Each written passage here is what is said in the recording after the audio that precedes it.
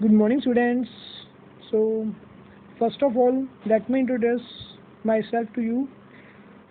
As you all know, my name is Vaneet और मैं आपको क्या पढ़ाता हूँ, science.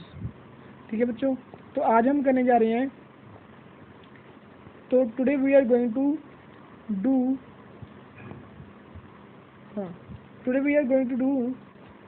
Answer in detail of metals and non-metals. Answer in details of metal and non-metal, जो कि हमारा 4th चैप्टर है, राइट। ठीक है बच्चों, तो without wasting your time let's go to our first. बच्चे, इस वीडियो में मैं आपको आंसर्स प्रोवाइड कर रहा हूँ और क्वेश्चंस जो हैं, आपको जिन बच्चों के पास बुक्स नहीं है क्वेश्चंस, उनके लिए मैंने इनकी पिक खींचकर आपको व्हाट्सएप कर दूंगा। ठीक है, लेकिन जो आंसर्स हैं वो आपको इस वीडियो में ही मिलेंगे और फुल एक्सप्लेनेशन के साथ मिलेंगे। So please listen to this video carefully. चलिए, और first question is define explain the following. जो हमारा फर्स्ट क्वेश्चन है वो हमारा क्या है, एक्सप्लेन द फॉलोइंग। फर्स्ट हमारा है मेलेबिलिटी। मेलेबिलिटी को क्या हमने कहा था कि वो प्रॉपर्टी जिन मेटल्स में एक प्रॉपर्टी होती है, क्या होती है, कुछ मेटल्स ऐसे होते हैं जिनको हम बीट करके किस में कन्वर्ट कर लेते हैं, थिन शीट्स में कन्वर्ट कर लेते हैं। उस प्रॉपर्टी को क्या बोलेंगे, मेलेबिलिटी। ठीक है बच्चों, some metals can be drawn into sheets by beating और rolling, this property is called malleability. Clear है? Okay, next B part, ductility. Some metals like, अब डक्टिलिटी का हमने क्या पढ़ा था, डक्टिलिटी का हमने पढ़ा था कि जिन मेटल्स को हम किस में कन्वर्ट कर लेते हैं, जिन मेटल्स को हम वायर्स में कन्वर्ट कर लेते हैं, वो मेटल्स क्या कहलाते हैं, डक्टाइल कहलाते हैं। और ऐसी प्रॉपर्टी को क्या कहा जाता है, ऐसी प्रॉपर्टी को डक्टिलिटी कहा जाता है। तो डक्टिलिटी की डेफिनेशन मैंने यहाँ पे लिखी हुई है, some metals like gold, silver etcetera which can be turn into wires are called ductile. बच्चे यहाँ पे BL को कट कर दो, ductile, and property is called ductility. ठीक है बच्चों, आपका सी पार्ट है डिस्प्लेसमेंट। यहाँ पे मैं लिखा नहीं हुआ, सी आपकी क्या है, displacement reaction.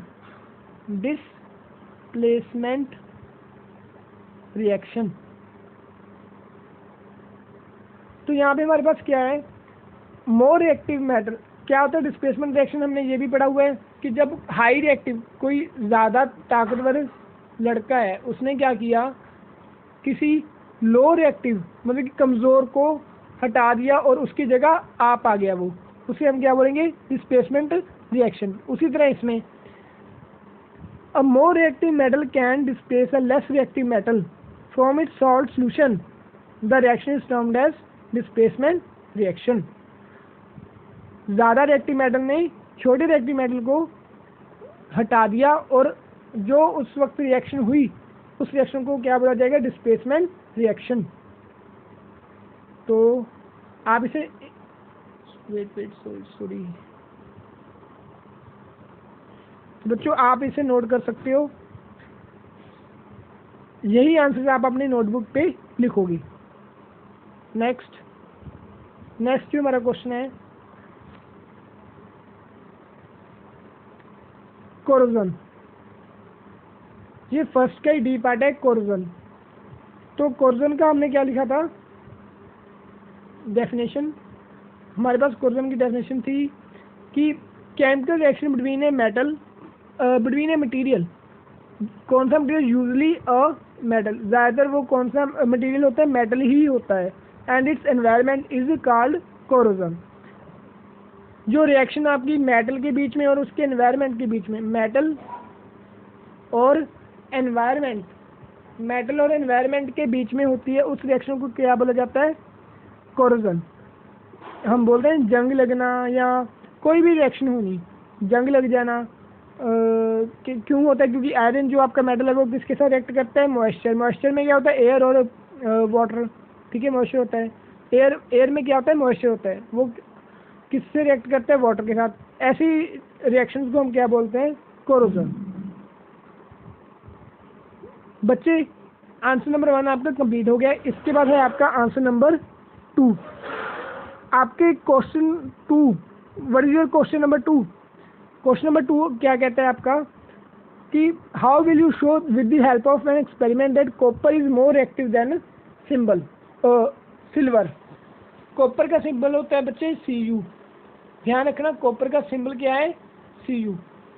Wait,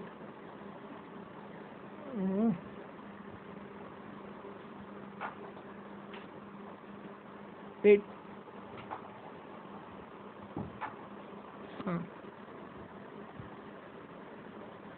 copper Cu, copper का सिंबल होता है Cu और सिल्वर का सिंबल होता है Ag। तो उन्होंने कहा एक्सपेरिमेंट से शो करो कि जो कॉपर होता है वो क्या होता है? मोर रिएक्टिव होता है। किससे? Copper is more reactive than silver. तो हमने क्या किया, पहले आप देख लो, आपने एज इट इज ये सोल्यूशन उतार देना है अपनी नोटबुक पे ऊपर। This is because copper dissolves in solution to form copper nitrate blue in color. As it do so, the silver in the solution gets precipitate out. अब क्योंकि copper जो है रिएक्टिविटी सीरीज में कॉपर ऊपर पड़ा है और कॉपर ऊपर पड़ा है, सिल्वर नीचे है, तो मतलब कॉपर क्या ज़्यादा रिएक्टिव है उससे। तो कॉपर क्या करेगा, जो उससे कम ताकतवर है, कम रिएक्टिव है सिल्वर, उसको अपनी जगह से हटा देगा। देखो ये रिएक्शन लिखी हुई है। Cu ने क्या की, Cu कॉपर को किसके साथ रिएक्ट किया गया? सिल्वर नाइट्रेट के साथ, AgNO3 के साथ। तो कॉपर ने क्या किया, बीइंग मोर रिएक्टिव, इस Ag को हटा दिया और NO3 के साथ खुद जाकर लग गया। NO3 के साथ खुद कॉपर जाके लग गया और Ag को अलग कर दिया उससे। सो copper replaces silver from its salt solution. This shows that copper is more reactive than silver. ठीक है बच्चों, ये आपने एज इट इज अपनी नोटबुक में उतार लेना है। इसके बाद आपका आंसर क्वेश्चन नंबर 3 आ जाओ। Give reasons Y. जो फर्स्ट आपका है क्वेश्चन, थर्ड का ए पार्ट, उसमें आपको पूछा है gold is found in free state but iron is not. कि जो गोल्ड है वो फ्री स्टेट में पाया जाता है बट आयरन फ्री स्टेट में नहीं पाया जाता। फ्री स्टेट का मतलब है कि किसी के साथ रिएक्ट नहीं करता, जैसे वो नॉर्मल स्टेट है वैसे ही हमें वो मिल जाता है। तो इसका रीज़न क्या है बच्चे? आयरन क्या है? आयरन गोल्ड से ज़्यादा रिएक्टिव है। It is placed above hydrogen in the reactivity series. मैंने आपको बुक के ऊपर पिछली वीडियो में, जिन्होंने मेरी पिछली वीडियो नहीं देखी वो वीडियो ज़रूर देखो, उसमें आपको काफ़ी क्लैरिटी होगी कि कैसे वो रिएक्टिविटी सीरीज मैंने आपको समझाई थी। एक रिएक्टिविटी सीरीज है जिसमें कॉपर क्या होता है, वो ज़्यादा रिएक्टिव होता है, आयरन ज़्यादा रिएक्टिव होता है किससे? गोल्ड से। तो ज़्यादा रिएक्टिव होने की वजह से क्या होगा, आयरन, हमारी एयर में क्या प्रेजेंट है? ऑक्सीजन और मॉइस्चर प्रेजेंट है, उसके साथ रिएक्ट कर जाता है। लेकिन जो गोल्ड है वो इतना रिएक्टिव नहीं है, वो उसके साथ रिएक्ट नहीं करता नेचर के साथ, एटमॉस्फेयर के साथ, हमारे सराउंडिंग्स के साथ। इनर्ट का मतलब होता है बच्चे जो किसी के साथ रिएक्ट ना करे। इनर्ट का मतलब क्या होगा? जो किसी के साथ रिएक्ट नहीं करता, बस अपने आप में मस्त रहता है, उसे हम क्या बोलेंगे? इनर्ट। उसे कोई मतलब नहीं कि बाहर हमारे एयर है, मॉइस्चर है, कुछ मतलब नहीं गोल्ड को। किसको मतलब है? आयरन को। ओके, नेक्स्ट हमारा sodium reacts with cold water whereas iron does not. इसी का रीज़न भी वही है, रिएक्टिविटी सीरीज। तभी मैं बोल रहा हूँ पुरानी वीडियो ज़रूर देखो, उससे आपको काफ़ी क्लैरिटी मिलेगी। Sodium is a highly reactive metal. बच्चे जो सोडियम होता है वो सबसे मोस्ट रिएक्टिव होता है पोटेशियम। मोस्ट रिएक्टिव है हमारा पोटेशियम और सोडियम उसके बाद रिएक्टिव है। It is also second most reactive element metal, but iron is not. That's why sodium reacts with cold water but iron does not. Iron इतना reactive नहीं होता तो वो कोल्ड वाटर के साथ रिएक्ट नहीं करता। C, copper can not replace iron from its salt solution. अब इसमें क्या है, कॉपर जो होता है वो आयरन से कम रिएक्टिव है। Copper is less reactive, copper is less reactive than iron, so it is placed below iron in the reactivity series. That's why it can not replace iron from its salt solution. ये answer भी आप as it is अपनी notebook पे उतार दोगे। ठीक है, जो मैंने देखो आपके लिए टाइप करके रखे हुए हैं, हम मेहनत कर रहे हैं तो आप भी मेहनत करो। ठीक है बच्चों, copper is less reactive than iron is as it is placed below iron in the reactivity series. That's why it can not replace iron from its salt solution. चलिए नेक्स्ट,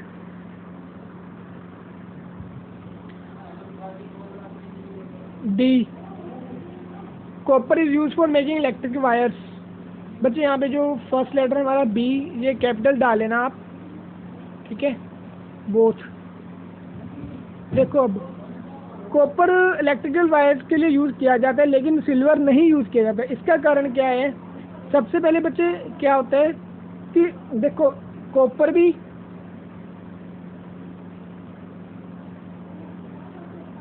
भी और सिल्वर दोनों ही गुड कंडक्टर हैं किसके? Electricity के। दोनों ही good conductor हैं electricity, दोनों इलेक्ट्रिसिटी कंडक्ट करते हैं। लेकिन जो सिल्वर होता है वो एक तो कॉस्टलियर है, महंगा है, किससे? कॉपर से महंगा है। दूसरा ये खराब हो जाता है, टार्निश हो जाता है, जल्दी क्या हो जाता है? टार्निश का मतलब कि खराब हो जाना, कोरोड हो जाना, ठीक है, क्योंकि ये कॉपर से ज़्यादा रिएक्टिव है। इसीलिए हम क्या यूज़ करते हैं? कॉपर से ज़्यादा रिएक्टिव नहीं है, मतलब बस इसकी एक प्रॉपर्टी है कि ये कॉपर से, जबकि जो कॉपर है वो टार्निशिज नहीं होता इजीली, सिल्वर टार्निशिज हो जाते हैं, इसके ऊपर खराब सा हो जाता है, ठीक है बच्चों। तो देखो both copper and silver are good conductor of electricity but silver being costlier, silver जो महंगा होता है, and it also tarnishes wait हाँ, it also tarnishes with time whereas copper does not. That's why copper is used to make electrical wires while silver is not. Next E, cooking utensils. जो हमारे cooking utensils होते हैं वो किसके बने होते हैं? वो बने होते हैं हमारे मेटल्स के। उसका कारण क्या है? लेकिन उनके जो हैंडल्स होते हैं वो किसके बने होते हैं? हैंडल बने होते हैं वुड के। बच्चे उसका कारण क्या है? जो आपका आयरन कुकिंग यूटेंसिल्स हैं, मेटल्स होते हैं, वो good conductor of electricity, heat and electricity होते हैं ना। मेटल्स जो होते हैं वो गुड कंडक्टर होते हैं किसके? हीट और इलेक्ट्रिसिटी के। जिसके कारण क्या होता है कि वो इजीली, जो आपका कुकिंग यूटेंसिल है, कुक जो भी आप करना चाहते हो, इजीली वो पक जाता है। लेकिन अगर उसका हैंडल भी मेटल्स के बने हो, आयरन के बने हो, तो हम उसे होल्ड कैसे करेंगे? इसलिए उसे होल्ड करने के लिए वो किसका बना होता है? हैंडल वुड का, क्योंकि wood bad conductor of heat, it does not allow heat to pass through it. वो हीट को अलाउ नहीं करती कि उसके थ्रू पास हो जाए। इसी तरह इसके कारण हम उसको अच्छी तरह से होल्ड कर पाते हैं। जो हमारा कुकिंग यूटेंसिल होता है उसे हम इजीली होल्ड कर पाते हैं। ये आपको आंसर प्रोवाइड किया गया, आप ये आंसर अपनी नोटबुक के ऊपर लिख सकते हो। E part, this one. Next is sodium is stored in kerosene oil. बच्चे ये भी हमने कर लिया था कि सोडियम क्या है? Highly reactive. सोडियम और potassium these are highly reactive metals. Being highly reactive, अब इनको क्या करेंगे? हाईली रिएक्टिव है तो एयर में अगर ओपन रख देंगे ना, एयर में जो मॉइस्चर है और ऑक्सीजन है, एयर में जो ऑक्सीजन है ये उसके साथ क्या करेंगे? रिएक्ट करके विग्रसली रिएक्ट करते हैं। विग्रसली रिएक्ट करने का मतलब क्या है? विग्रसली रिएक्ट करने का मतलब क्या है?